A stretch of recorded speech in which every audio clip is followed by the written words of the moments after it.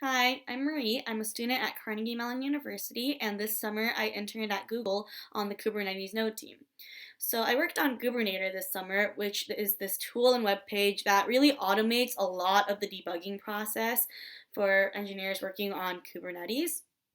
And before I started working on Gubernator, I talked to a couple engineers on the Kubernetes team, and I found that they all kind of had a similar process for pinpointing the sources of their test failures.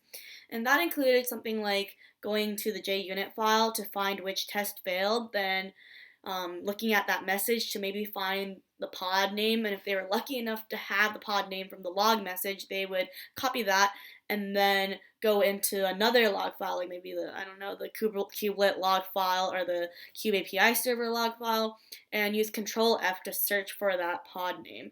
And then from there, they might find like the volume they're looking for, or like the pod namespace or the container ID, and they would take that and search through the logs even more to basically find the source of their failure. So I took that process and automated a lot of the steps and also put a filtering interface on top of that to make it easier to look through all the logs. Gubernator is Ryan, who works in Seattle's project, and I'm really thankful to him for working with me to add all these features. And today I'm going to be demoing the features that I personally added, but there are also a lot of other features, so please explore Gubernator and see what works for you. So let's move on to my demo. Okay, so this is the main page of Gubernator, and as you can see, there's a list of the jobs, and from there you can navigate to a specific build if you already know which one that you want to look for. But one of the more visible places Gubernator is linked from is the Kubernetes merge bot filing issues on GitHub. Every time it files an issue, it also links to the Gubernator website. So I'm going to go over to the list of issues that the Kubernetes merge bot has made on GitHub. And so here's the list of issues, and I'm just going to click on one, and it should show me the link to Gubernator and a short preview. And clicking on that takes me to the list of test failures for that build. And as you can see, there's one failure here, and it's already found the pod name that failed. And if you click on the link there, it'll take you to the filtering interface. So this is the filtering page, and as you can see, it's already filled in the failed pod name at the top, and from that it's found the pod UID and namespace associated with it and filled those in. Sometimes it also succeeds in finding the container ID, which apparently it hasn't on this test.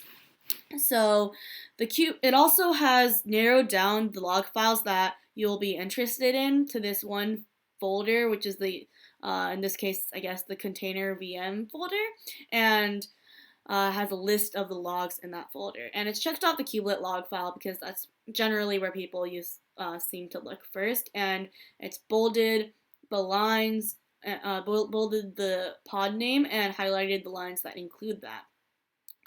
So now I'm going to check off the namespace filter, and as you can see, that bolds the namespace as well and also highlights any lines that include just the namespace. And now I'm going to check out the kube API server log, and as you can see, it's shown up here, and the same filters have been applied to this log file as well. So all the lines that include the namespace or the failed pod name have been highlighted. So I'm going to show you one of my favorite features next. So we're down here at the kubelet log, and you're going to want to look at this line here, the event API line, which is also highlighted. I'm going to go back up and check the weave by timestamp checkbox. And what that does, it weaves the selected logs together. So in this case, the kubelet and the kube API server log files. And there's the highlighted line that we looked at before. And you can see that the surrounding lines are from the kube API server log because of the get statements. And this is really helpful because sometimes you want to see what's happening in various log files at the same time, so this weave by timestamp option lets you do that. Okay, so now I'm going to show you how to apply custom filters. So here I'm just copying and pasting this pod name right here and entering it into the add filter text box and pressing enter. And that should filter out all the lines that include that pod name. And now I'm going to add the filter pod. And that brings up way too many lines. So to get rid of that, I simply have to uncheck the checkbox that says pod, and that should get rid of that filter. So this feature is really useful because you can basically filter for any phrase you want. So it's kind of like a search feature, and that should make it easier to find the specific lines that point to the source of your failure. So as I was scrolling around, you might have noticed those lines that say skipping X number of lines, and that's because we only usually display up to 4 lines around a highlighted line. But if you want to see what those skip lines are, as long as it's under 100 lines, I think, you can go to one of those lines and just click it, as I'm clicking the one here, and it should display the lines that have been skipped. Okay, so the last feature I want to show you guys is using Gubernator with local test runs. So right here, I'm just typing up the command to run remote E2E node tests, and right now this only works with remote E2E node tests, but hopefully this feature will work with all local test runs in the future. So I'm just setting the Gubernator flag that I made to true, and now the test should be running.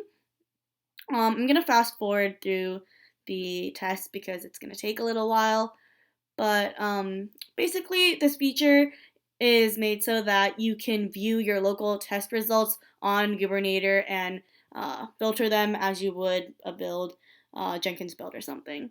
So this should make debugging quicker when you're trying to figure out what's wrong on your local machine. So here the tests have finished running, and as you can see, there's that link for Gubernator right there. And if you follow that link, you should be able to view your local test results. So that's the end of my demo. Thank you for watching until the end. And if you would like to ask me any questions, please feel free to email me or contact me. And if you would like to contribute or add any features, Gubernator and Kubernetes are both open source, and Gubernator in particular is located in the Kubernetes/test infra repo. And finally, I'd really like to thank the Kubernetes team and in particular the Node team for hosting me this summer. I really learned a lot. Thank you very much, and I hope you all find some of these features interesting and useful. So thank you. Bye.